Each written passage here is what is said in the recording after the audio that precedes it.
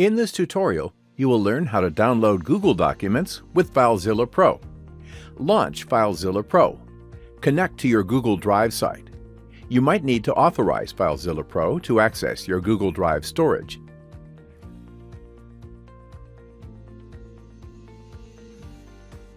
Now you see your files on the right side. By default, Google Documents are downloaded as WebLink files. You can choose to download them in another format. Supported formats are Microsoft Office, Open Document, PDF, or text. FileZilla Pro downloads the selected documents in the chosen format.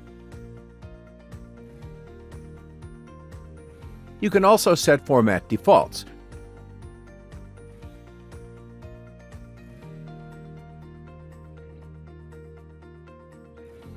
The file is downloaded with the default format you set.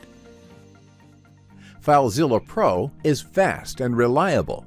Plus, it supports a variety of other cloud protocols: Amazon S3, Microsoft Azure, Google Cloud Storage, Google Drive, Dropbox, Microsoft OneDrive, OneDrive for Business, Amazon EC2, Backblaze B2, WebDAV, and SharePoint. Are your website files ready to go? Time to get your copy of FileZilla Pro.